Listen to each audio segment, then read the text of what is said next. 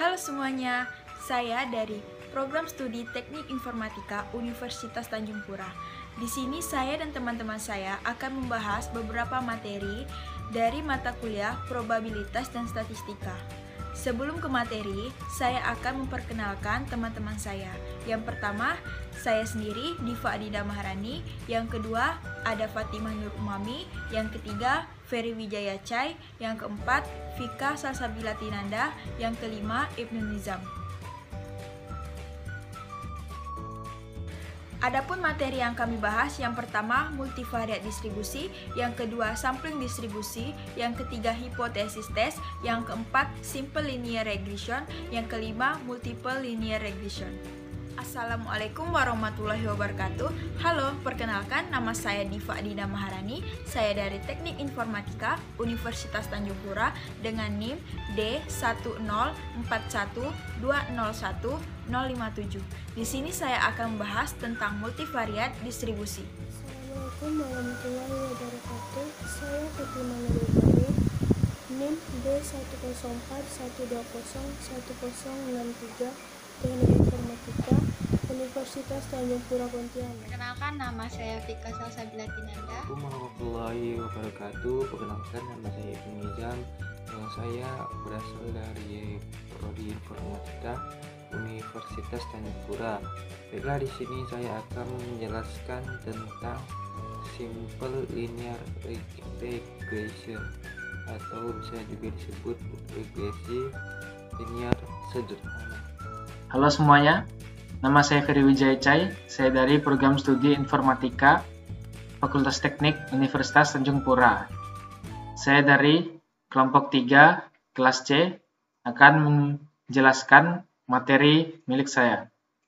Baiklah, langsung saja. Pertama, saya akan membahas tentang definisinya. Akan dibahas dua definisi dari multivariat normal. Definisi yang pertama didefinisikan melalui fungsi kepekatan peluangnya, dan definisi yang kedua berdasarkan sifat unik dari distribusi normal multivariat, yaitu suatu kombinasi linier dari elemen-elemennya adalah normal multivariat.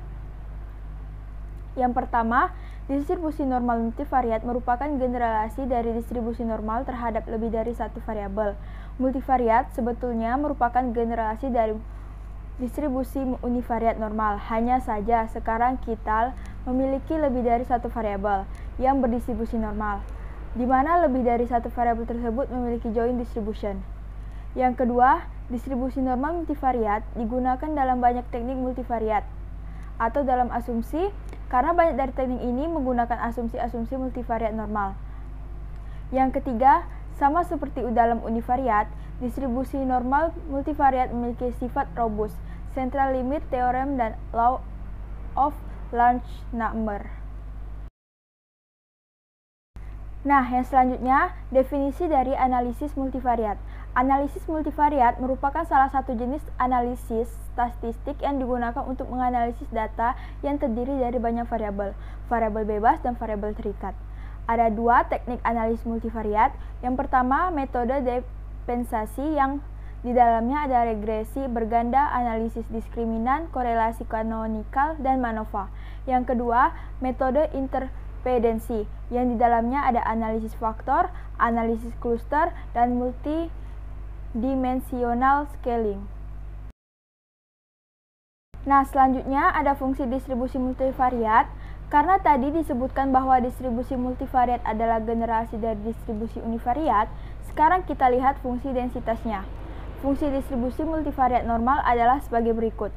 Fx yang dimana x-nya ini adalah x1, x2, x3 sampai dengan xp, yaitu x-nya adalah suatu vektor atau suatu random vektor, terdiri dari p variabel adalah variabel x1, x2 sampai dengan variabel x ke p. Sama dengan 1 per 2V pangkat P dibagi 2 dikali determinal sigma pangkat setengah dikali E pangkat minus vektor X dikurang vektor nu dikali sigma min 1 dikali vektor X dikurang vektor nu dibagi 2. Sehingga nu adalah vektor min dan sigma adalah matriks kovarian. Standar untuk distribusi multivariat normal kita tulis atau kita nyatakan dengan NP, di mana P adalah banyak variabel atau banyaknya parameter, parameternya adalah vektor μ dan matriks kovarian sigma. Selanjutnya ada rumus-rumus. Yang pertama sampel mean. Sampel mean bisa kita hitung setiap variabelnya, seperti xk sama dengan 1 per n, sigma nj sama dengan 1 xjk, sehingga membentuk menjadi mean vektor, yaitu x sama dengan x1, x2, x3, x4. Yang kedua, sampel variance. Sampel varian pada variabel s ke k kuadrat atau skk sama dengan 1 per n, sigma nj sama dengan 1 xjk dikurang xk pangkat 2. Yang ketiga, sampel covariance pada variabel ke i ke variabel ke k sama dengan 1 per n, sigma nj sama dengan 1 di dalam kurung xj I dikurang xi dikali xjk dikurang xk. Nah, antara varians dan covariance ini direpresentasikan dalam suatu matriks bersama, ya, seperti membentuk matriks kovarian. Ini sebagai berikut. Ada Sn sama dengan S11, S12, S1P, S21, S22, S2P sampai S2P, SP1, SP2 sampai SPP. Yang keempat, ada rumus sample correlation atau sampel korelasi. Nah, karena ada lebih dari satu variabel, pasti akan ada interaksi antar variabel, berarti akan ada korelasi, dan korelasinya juga tetap variabel V ke variabel K. Seperti ini rumusnya.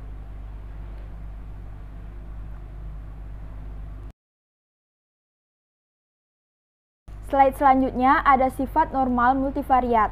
Jika X sama dengan X1, X2 sampai XP berdistribusi normal multivariat, maka yang pertama sifatnya kombinasi linear dari X berdistribusi normal. Yang kedua, semua himpunan bagian dari komponen X juga berdistribusi normal multivariat. Yang ketiga, implikasi dari kovarian 0 adalah komponen-komponen terkait adalah independen. Yang keempat, distribusi bersyarat dari komponen-komponen X juga berdistribusi normal multivariat. The conditional distribution of the components are MVN. Sekarang kita sampai ke contoh soal. Kita ambil contoh soal sebagai berikut. Diambil sampel 4 kwitansi dari transaksi di toko universitas untuk meneliti sifat penjualan buku. Setiap kwitansi memberikan antara lain jumlah buku yang terjual dan jumlah total setiap penjualan. Misal, variabel pertama adalah nilai penjualan dalam dolar dan variabel kedua adalah jumlah buku yang terjual. Misalkan dalam bentuk tabel sebagai berikut. Variabel pertama adalah nilai dalam dolar, variabel kedua adalah jumlah buku. Dan di sini kita mempunyai 4 items. Jangan bingung, contoh ini udah bentuk tabulating menjadi terbalik, bahwa variabel menjadi baris, item menjadi kolom. Tinggal diputar. Array datanya X11 sama dengan 42, X21 sama dengan 52, X31 sama dengan 48, X41 sama dengan 58. X12 sama dengan 4, X22 sama dengan 5, X32 sama dengan 4, X42 sama dengan 3. Menjadi X sama dengan 42, 52, 48, 58, 4, 5, 4, 3. Selanjutnya, kita akan mencoba menghitung sampel mean-nya, sehingga kita bisa hitung seperti rumus kita hitung masing-masing variabelnya, X1 dan X2. X1 sama dengan 1/4 dikali sigma 4J sama dengan 1 dikali XJ1 sama dengan setengah dalam kurung 42 ditambah 52 ditambah 48 ditambah 58 sama dengan 50. Yang kedua atau X2 sama dengan 1/4 dikali sigma 4J sama dengan 1 dikali XJ2 sama dengan 1/4 dalam kurung 4 ditambah 5 ditambah 4 ditambah 3 sama dengan 4. Kita dapatkan vektor minnya, X bar adalah 50 dan 4. Selanjutnya ada matriks varian sampel. Pertama, kita hitung variabel 1 S11. Masukkan rumus seperti berikut. S11 sama dengan 1/4 sigma 4J sama dengan 1 di dalam kurung X J1 dikurang X1 pangkat 2 sama dengan 1/4 dikali dalam kurung 42 kurang 50 dalam kurung pangkat 2 ditambah 52 dikurang 50 pangkat 2 ditambah 48 dikurang 50 pangkat 2 ditambah 58 dikurang 50 pangkat 2, hasilnya adalah 34. Kemudian hitung variabel kedua S22 sama dengan masukkan rumus dan hasilnya menjadi 0,5. Nah, kemudian hitung kovarian antara variabel 1 dan 2. Masukkan rumus. Ini rumusnya 1/4 sigma 4J sama dengan 1 buka kurung X J1 dikurang X1 tutup kurung dikali buka kurung S J2 dikurang X2 tutup kurung sama dengan 1/4 buka kurung lagi 42 kurang 50 tutup kurung dikali 4 kurang 4 ditambah 52 kurang 50 dikali 5 kurang 4 ditambah 48 dikurang 50 dikali 4 kurang 4 ditambah 58 dikurang 50 dikali 3 kurang 4. Hasilnya adalah min 1,5.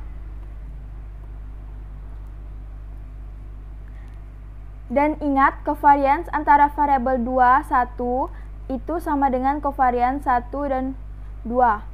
Sifatnya simetris.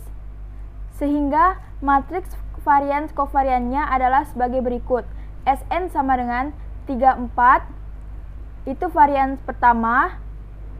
0,5 itu varians kedua. Min 1,5 ini yang ada 2 itu adalah kovarians antara kedua variabel. Selanjutnya atau yang terakhir kita mencari matriks korelasi sampel. Kita tinggal masukkan rumusnya. R12 sama dengan S12 dibagi akar S11 dikali akar S22 sama dengan min 1,5 per akar 34 dikali akar 5 sama dengan hasilnya min 0,36. Sehingga didapatkan R sama dengan 1 min 0,36 min 0,36 dan 1 matriksnya.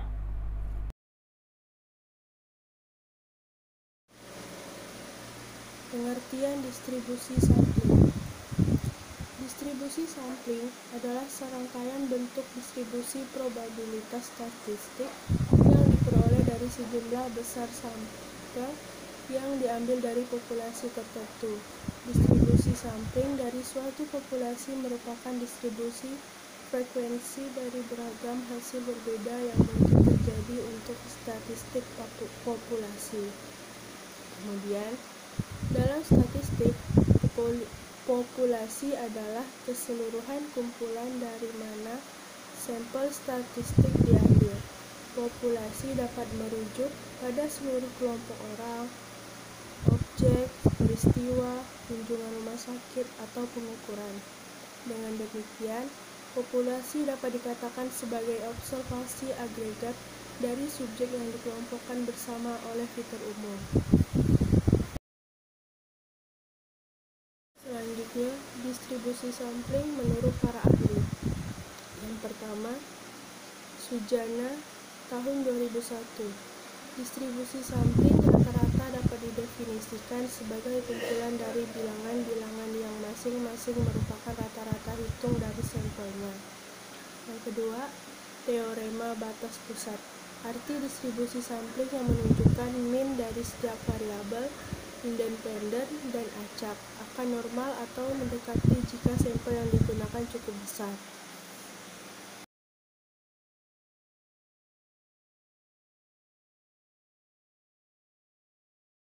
Selanjutnya, sifat-sifat distribusi sampling. Distribusi sampling dan statistik inferensial.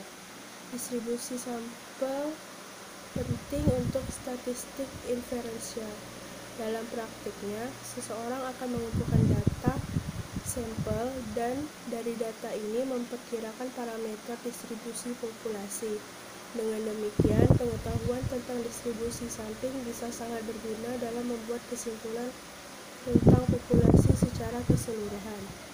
Yang kedua, kesalahan standar atau standar error.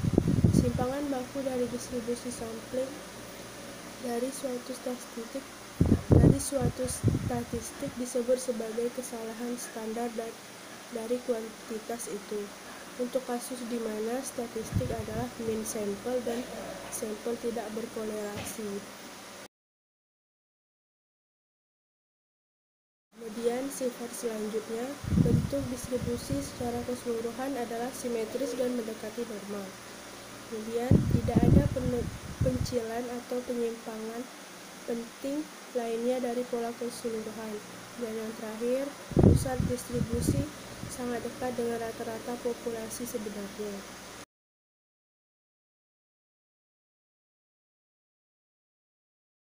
Ketiga, jenis-jenis distribusi sampling. Yang pertama, distribusi T. Distribusi T adalah distribusi sampling yang membantu profesional data menentukan ukuran populasi atau varians populasi.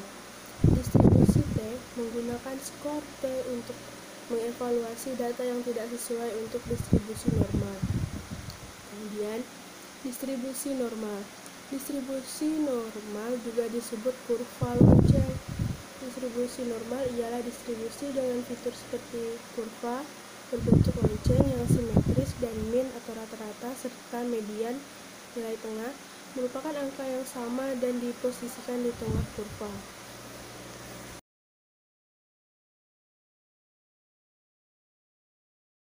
Selanjutnya, yang keempat, fungsi-fungsi distribusi sampling. Distribusi sampling merupakan faktor penting dalam analisis statistik karena memberikan penyederhanaan utama dalam perjalanan ke inferensi statistik. Lebih khusus lagi, distribusi sampling memungkinkan pertimbangan analitis didasarkan pada distribusi probabilitas statistik, bukan pada distribusi probabilitas gabungan dari semua nilai sampel individu, atau dengan kata lain, distribusi sampling berfungsi untuk menentukan probabilitas kemunculan atau distribusi probabilitas dalam sampel tertentu.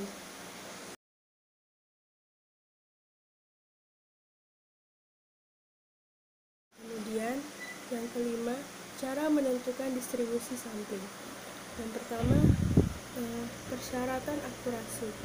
Distribusi pengambilan sampel yang paling akurat memiliki pengambilan sampel data rata-rata yang cukup untuk membuat kurva lonceng. Semakin dekat ke distribusi normal, tampilan visualisasi saat diplot semakin akurat.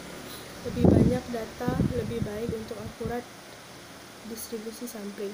Yang kedua, bentuk posisi awal. Jika populasi awal sangat mirip dengan kurva lonceng distribusi normal, maka pengambilan sampel yang lebih sedikit akan diperlukan untuk memplot bentuk dalam distribusi pengambilan sampel.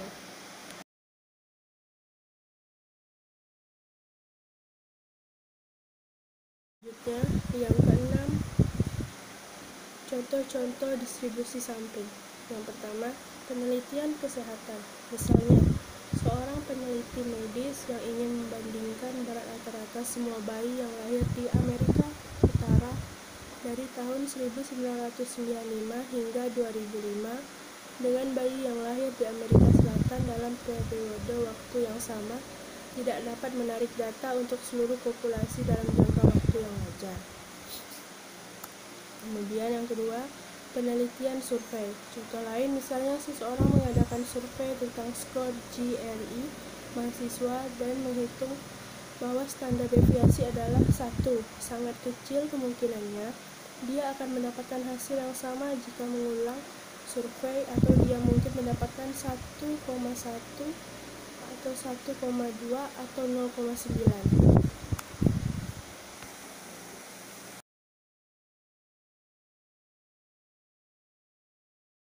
Yang terakhir, yang ketujuh, contoh soal distribusi sampling. Bisa dilihat contoh soal nomor 1 dari 5, jika dua sampel berukuran N1 dan N2 rata-rata sama dengan X1 dan X2 diambil dari dua populasi berukuran besar rata-rata P1 dan P2 ragam A1 pangkat 2 dan A2 pangkat 2, maka distribusi rata-rata akan mendekati distribusi normal dengan sebagai berikut.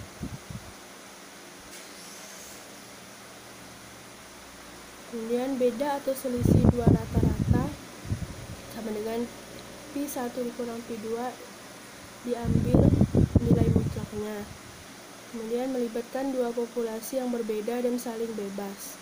Sampel-sampel yang diambil dalam banyak kasus atau jika dilihat secara akumulatif adalah sampel besar.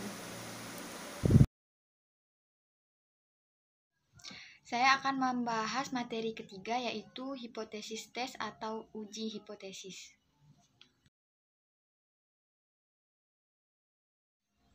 Masuk ke definisinya. Hipotesis statistik. Pernyataan statistik tentang parameter populasi. Statistik adalah ukuran-ukuran yang dikenakan pada sampel seperti rata-rata, simpangan baku, varians, korelasi. Jadi di hipotesis itu ada dua jenis, yaitu penolakan suatu hipotesis dan penerimaan suatu hipotesis. Pada penolakan suatu hipotesis tersebut berarti salah, dan penerimaan suatu hipotesis berarti tidak punya bukti untuk percaya yang sebaliknya.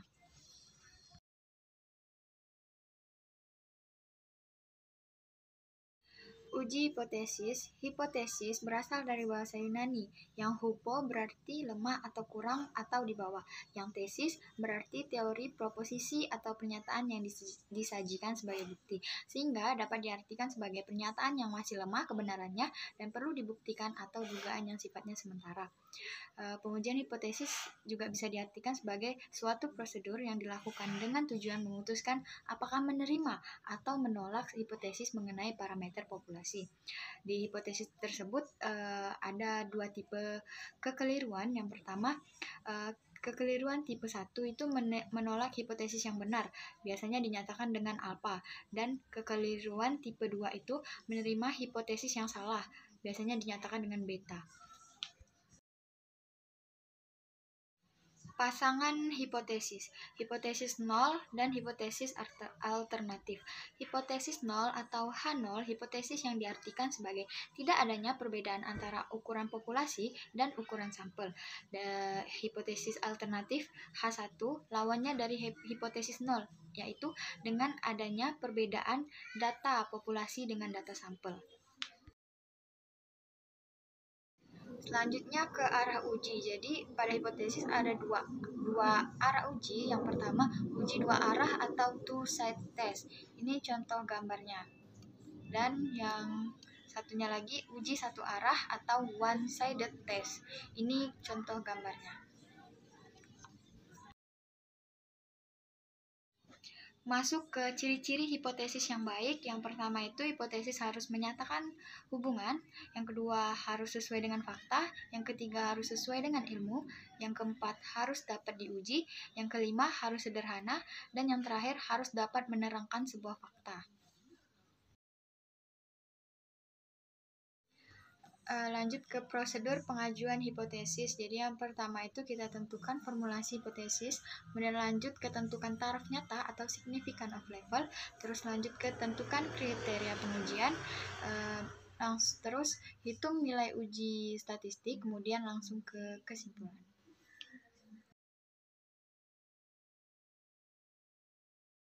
Oke, masuk ke slide berikutnya, menentukan formulasi hipotesis. Yang pertama itu hipotesis 0, yaitu H0 yang dirumuskan sebagai pernyataan yang akan diuji. Rumusan pengujian hipotesis hendaknya H0 itu dibuat dengan pernyataan untuk ditolak.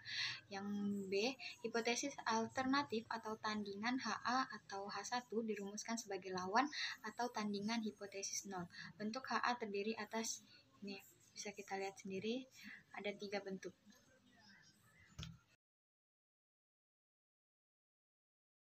Oke, saya ambil satu contoh menentukan formulasi hipotesis, yaitu dengan pengujian bubu berumpan lebih efektif dibanding bubu tanpa umpan. Jadi hipotesisnya itu H0-nya bubu berumpan sama dengan bubu tanpa umpan. Hanya bubu berumpan lebih efektif daripada bubu tanpa umpan. Masuk kedua, tentukan taraf nyata. Ya, taraf nyata itu adalah besarnya toleransi dalam menerima kesalahan hasil hipotesis terhadap nilai parameter populasinya. Taraf nyata dalam bentuk persen umumnya sebesar 1%, 5%, dan 10%. Besarnya kesalahan tersebut sebagai daerah kritis pengujian atau critical region of a test atau daerah penolakan region of rejection. Jadi ini contoh gambarnya. Oke, berikutnya tentukan kriteria pengujian dari bentuk keputusan menerima atau menolak. Jadi di sini ada dibagi dua, formulasi hipotesis dan kriteria pengujiannya. Di sini ada uji rata-rata dan uji proposisi. Bisa kita lihat sendiri.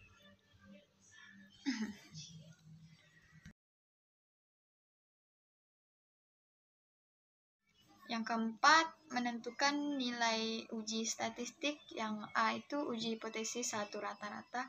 Ini dapat kita lihat sendiri, ada sampel besar, sampel kecil, simpangan baku populasi yang diketahui, simpangan baku populasi yang tidak diketahui. Lanjut, yang B-nya uji hipotesis beda dua rata-rata. Sini juga sama, tapi beda rumus. Langsung masuk ke contoh soal pertama. Jadi soal pertama ini yang berbunyi, suatu perusahaan alat-alat olahraga telah mengembangkan teknik baru dalam pembuatan produknya dan mengklaim bahwa daya tahan kekuatannya mampu menampung beban seberat 15 kg dengan simpangan baku 0,5 kg jika diambil 50 buah alat olahraga tersebut, dan setelah diuji diperoleh bahwa X sama dengan 14,8 kg. Sesuai pernyataan yang dibuat perusahaan tersebut, kita gunakan taraf nyatanya alfa sama dengan 0,01. Jadi langsung ke penyelesaiannya. H0-nya sama dengan 15 kg, H1-nya tidak boleh sama dengan 15 kg, dan alfanya 0,01. Langsung masuk ke daerah kritis, Z kurang dari dan Z lebih dari 2,56. Yang dimana perhitungannya langsung kita masukkan saja. X-nya sudah diketahui 14,8, N-nya 50, langsung masukin ke rumusnya dan dapat hasilnya min 2,828.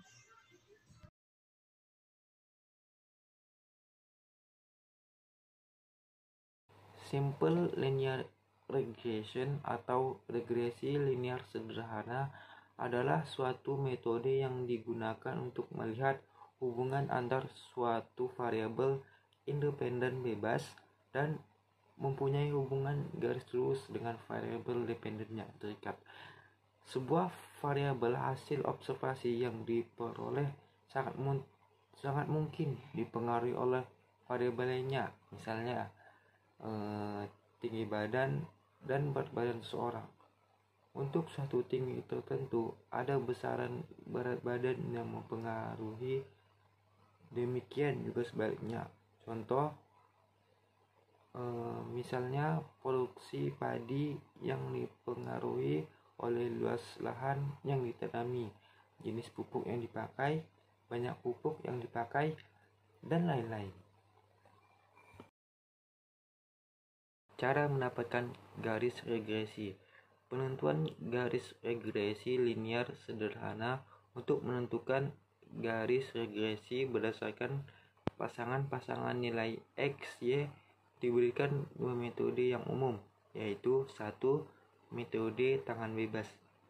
Metode tangan bebas merupakan suatu metode yang berdasarkan kira-kira dari diagram titik atau diagram pencar atau scatter diagram yang diperoleh dari hasil pengamatan antara variabel X dan variabel Y. Diagram pencar didapatkan dengan menggambarkan titik-titik pasangan pengamatan antara X dan Y atau XY. Pada suatu sistem salib sumbu atau sistem koordinat, dengan memperhatikan letak titik pasangan pada absis X dan ordinat Y, maka kumpulan titik-titik tersebut dapat memberi petunjuk untuk memperkirakan garis regresi yang akan dibuat.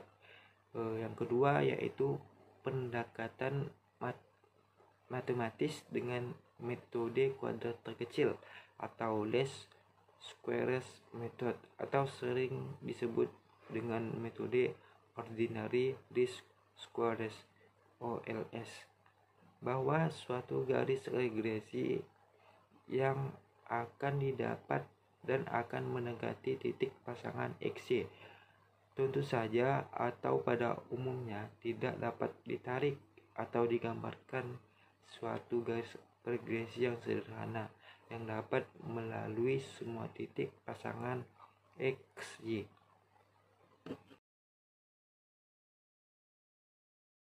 Variabel bebas dan terikat regresi linear sederhana.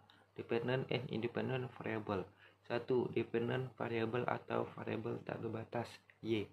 Variabel yang nilainya ditentukan oleh variabel lain, diasumsikan bersifat random atau stokastik. 2. Independent variable atau variabel bebas X. Variabel yang nilainya ditentukan secara bebas, variabel yang diduga mempengaruhi variabel tak bebas, diasumsikan bersifat fixed atau non-skolastik. Yang ketiga yaitu syarat Y berjenis data kuantitatif, X berjenis data kuantitatif atau kualitatif atau kategorik.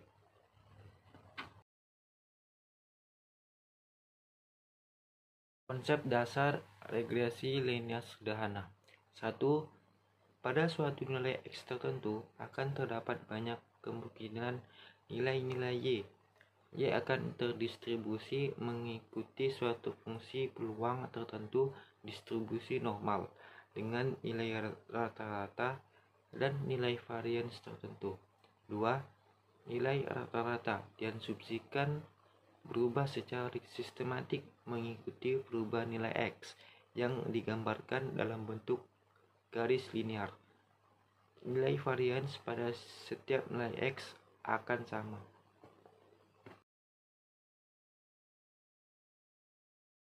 Model regresi linear sederhana. Y sama dengan beta plus beta 1 X I plus epsilon I dalam kurung I sama dengan 1, 2, sampai N, di mana Y merupakan nilai dari variabel dependen pada observasi ke I. Beta dan beta 1 merupakan parameter model. Epsilon I merupakan komponen error pengaruh variabel bebas lain selain variabel X. XI adalah nilai variabel bebas X pada observasi ke I. N adalah banyaknya data observasi sampel. Note, beta dan beta 1 disebut juga koefisien regresi. Beta merupakan intercept dan beta 1 merupakan slope, gradien garis yang menyatakan perubahan nilai Y untuk setiap kenaikan satu satuan X.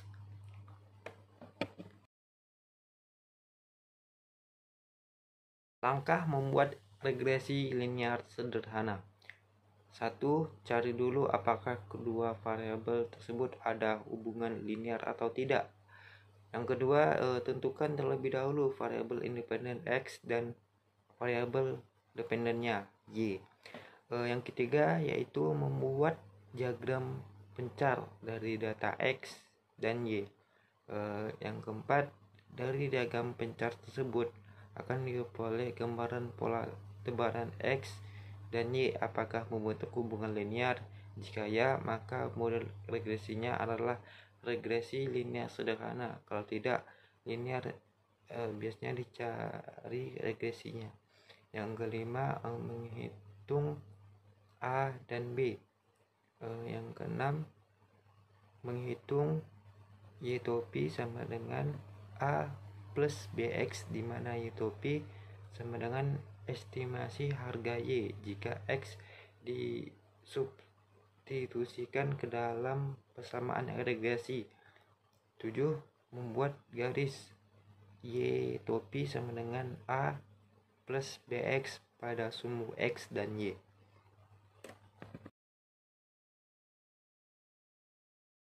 Istilah dalam regresi linear sederhana. 1. Koefisien korelasi adalah nilai yang menyatakan kuat atau tidaknya hubungan antara dua variabel. 2. Standar error koefisien regresi adalah ukuran dari ketepatan koefisien regresi dalam memprediksi nilai populasinya. Standar error diukur berdasarkan akar kuadrat dan dari deviasi atau varians koefisien regresi sampel dengan koefisien regresi populasi. Ketiga, koefisien determinasi regresi R kuadrat adalah A, nilai yang menunjukkan seberapa besar pengurangan variasi dalam Y, variabel dependen, saat satu atau lebih X variabel independen masuk ke dalam model regresi. B, besarnya sumbangan atau andil dari variabel X terhadap variasi atau naik turunnya Y. 4. Konstanta A adalah perpotongan garis regresi dengan sumbu Y, nilai estimate jika X sama dengan 0.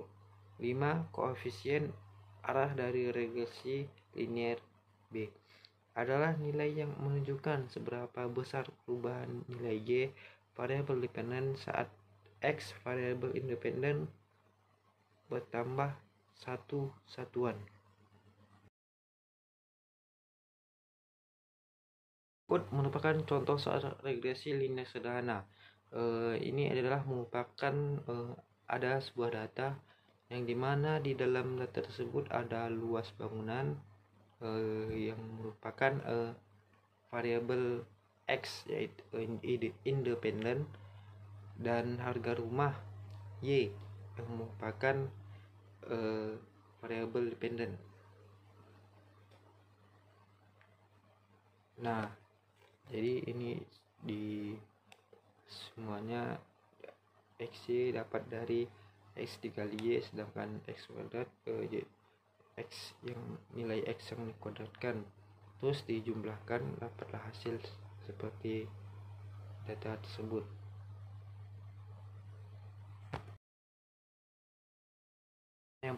Yang pertama yaitu membuat scatter plot, yaitu kita buat dulu diagramnya, terus kita lihat apakah diagram tersebut sudah linear. Pada data ini sudah linear karena sudah datanya rata dari kiri bawah sampai ke kanan atas linear, jadi bisa disebut dengan, bisa dilanjutkan dengan regresi linear sederhana.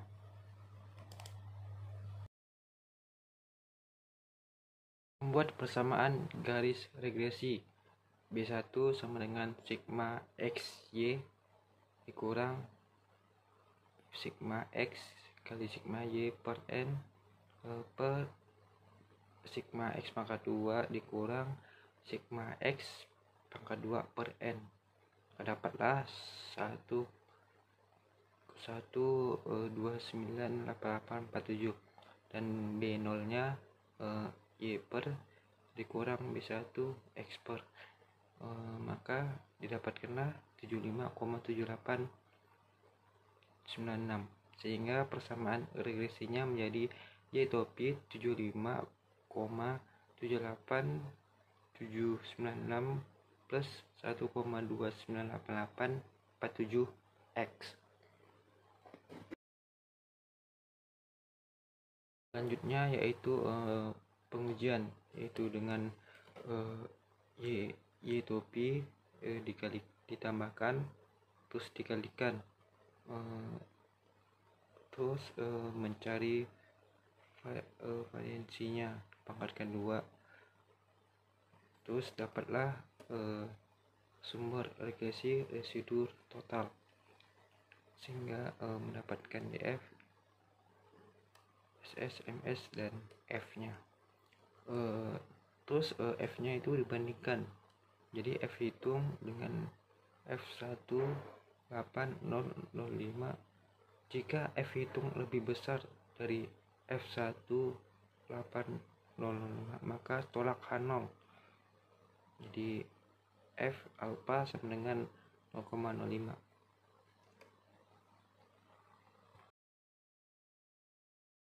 Setelah interpretasi persamaan, yaitu Y topi 75,78796 plus 1,298847X. Setiap kenaikan 1 meter persegi luas bangunan, maka harga rumah akan naik sebesar 77,087 juta rupiah. Selanjutnya menghitung dan interpretasi koefisien determinasi, jadi R kedua yaitu sama dengan SS regresi plus SS total, dapatlah 70,32%. Dan selanjutnya yaitu menghitung prediksi, yaitu X-min sama dengan 120, X-max sama dengan 240. Misal prediksi harga rumah, jika luas bangunan adalah 125 meter persegi, Y topi sama dengan 75,8796 plus 1,298847X dikalikan dengan X, yaitu 125, maka dapatlah prediksi 238,14.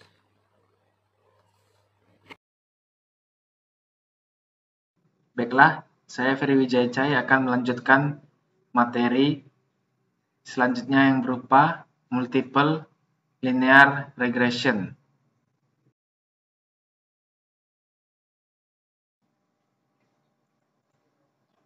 Pengertian, regresi linear berganda adalah model regresi linear dengan melibatkan lebih dari satu variabel bebas atau prediktor.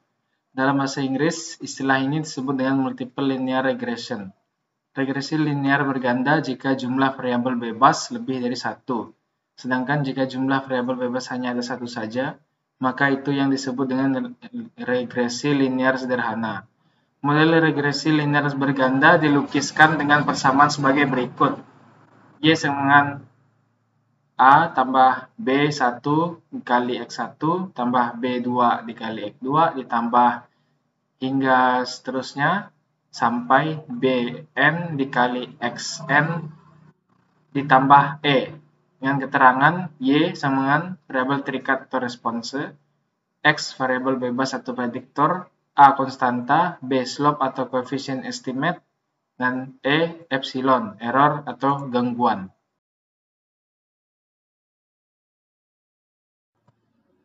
Untuk menghitung B, B1, B2 hingga BK dan seterusnya, kita menggunakan metode kuadrat terkecil, least square method, yang menghasilkan persamaan model sebagai berikut. Ya, dapat dilihat pada gambar.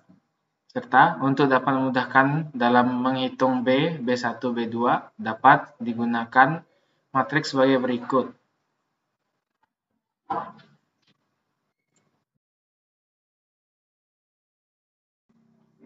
Dengan A sama dengan matriks diketahui, H vektor kolom diketahui, dan B vektor kolom tidak diketahui. Variabel B dapat diselesaikan dengan cara sebagai berikut. AB sama dengan H, B sama dengan A pangkat minus 1 dikali H.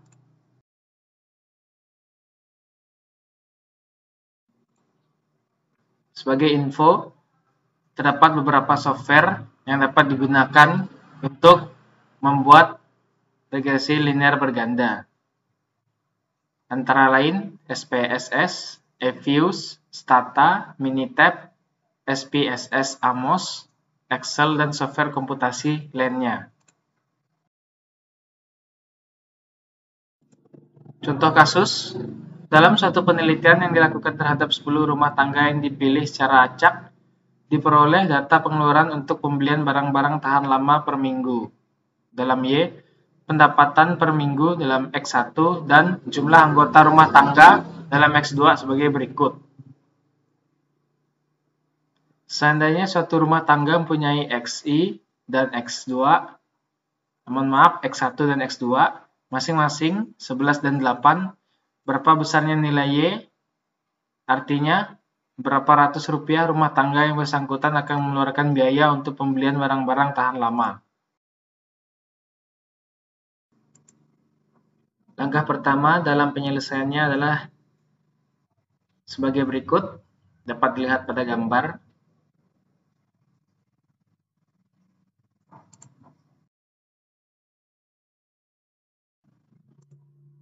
Dari hasil perhitungan barusan, kita akan mendapatkan hasil sebagai berikut.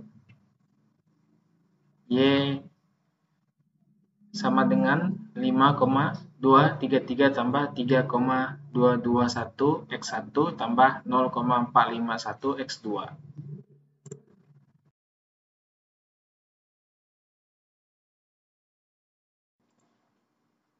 Dari model di atas dapat disimpulkan bahwa setiap kenaikan pendapatan per minggu sebesar Rp 1000, maka akan menaikkan pengeluaran untuk pembelian barang-barang tahan lama per minggu sebesar Rp 322,1 dengan asumsi jumlah anggota rumah tangga konstan atau tetap.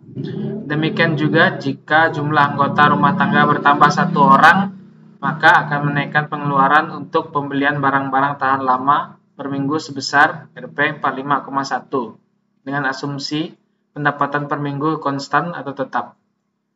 Y sama dengan 5,233 tambah 3,221 X dalam kurung 11 tambah 0,451 X dalam kurung 8. Y sama dengan 44,272. Ketika suatu rumah tangga memiliki pendapatan per minggu sebesar Rp 11.000 dengan anggota rumah tangga sebesar 8 orang, maka pengeluaran yang dibutuhkan untuk pembelian barang-barang tahan lama per minggu sebesar Rp 4.427,2. Nilai Y dikali 100. Sekian presentasi dari kelompok kami. Semoga video ini bermanfaat. Jika ada kurang lebihnya, kami mohon maaf. Terima kasih. Wassalamualaikum warahmatullahi wabarakatuh.